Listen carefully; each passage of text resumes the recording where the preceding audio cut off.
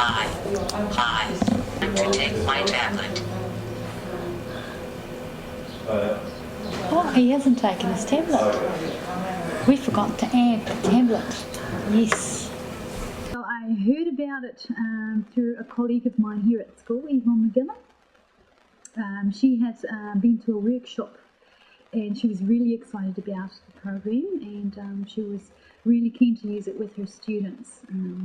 So she started using the trial version of Marvin.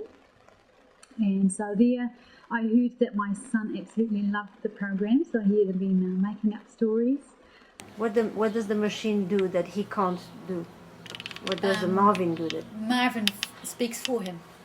Basically, that's what it is. Yes.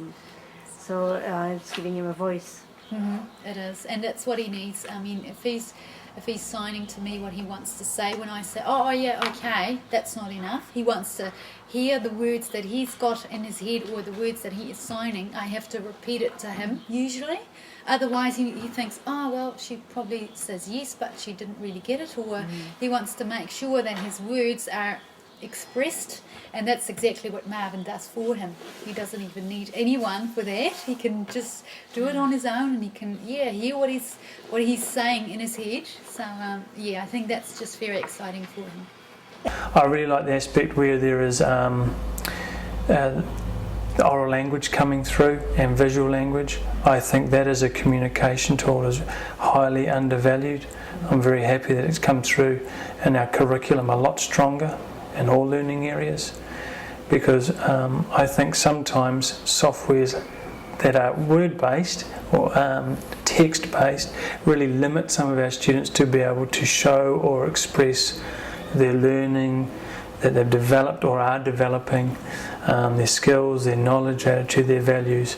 So I think that softwares nowadays across a multitude of platforms really offer a lot of opportunities for students and for teachers.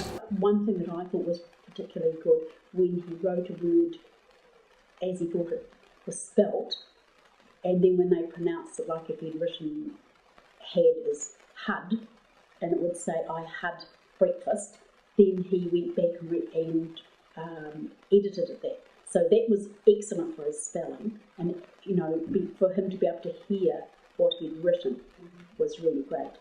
And yes, that was fantastic.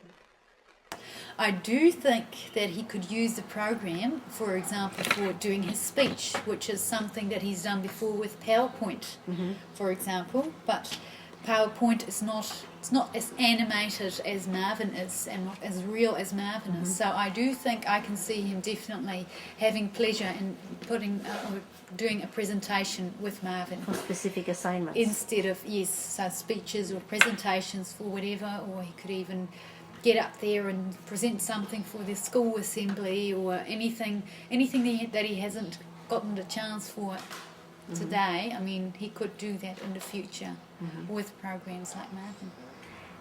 What he desperately needs it's always been like that, he needs a voice. So he's always keen to hear what even though he can actually finger spell what he is saying, he always wants to hear back what he is saying. So that's why Marvin with the voice output is of course excellent. And the characters as well. So we've used software that had voice output before. So he had communication devices where a computer would, for example, speak the pictures that he was pointing at or anything like that. But we hadn't used anything with speaking characters yet. And that was one level up from what we had done before. So that was a bonus. Yeah. For example, he immediately started arguing with his brother, so on the computer, for example, because it's probably a frustration that's been within him for years and years.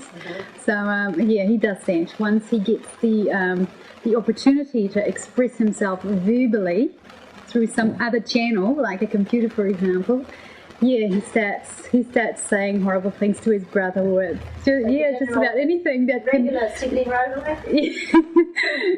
Just normal things, I think, but he never gets the chance to express it. That's all. Yeah. So. It's going to be a great tool for students to maybe portray their learning by being another character. And I think by doing that, that can remove a lot of threat that people have. Because I think, hey, we're always worried when we produce or present something that we're going to be judged. And that sometimes can be a limiting factor as to people really wanting to show what they do know. So maybe Marvin could be a great tool for doing that, for maybe depersonalising learning for some students. That's where ICTs and the internet and blogging and so on can be wonderful, because now we can capture the learning process, not just the product. And I think that's very critical. Again, it's come through in the New Zealand curriculum, and it's something that we as a school are very, very focused on, is that we're not just looking at an inquiry unit being 8 weeks and we have some wonderful whiz-bang movie at the end of it. We want students to be able to capture or record or to note the learning, not only skill knowledge but also thinking wise, and how they develop personally over that time as well. And we need to explore a variety of ways of doing that: e-portfolios, wikis, cumulative records. Hey, we're excited by what's out there, and we can't wait to sit down and talk to people who have trialled it, implemented it, talk with students and parents, and find out what sits well for us. I want the cricket game. Oops. Sorry. Time to show off. Time to show off.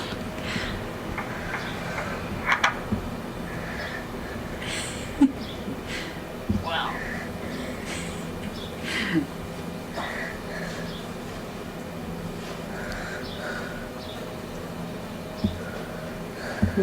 Hi. I'm Henry. I'm sick. Time to take my tablet. Time to go to the doctors. Time to go to the doctors. Let's go to your place, Brent. Marvin speaks for him. Basically, that's what it is. Yes. So it's giving him a voice. It is, and it's what he needs.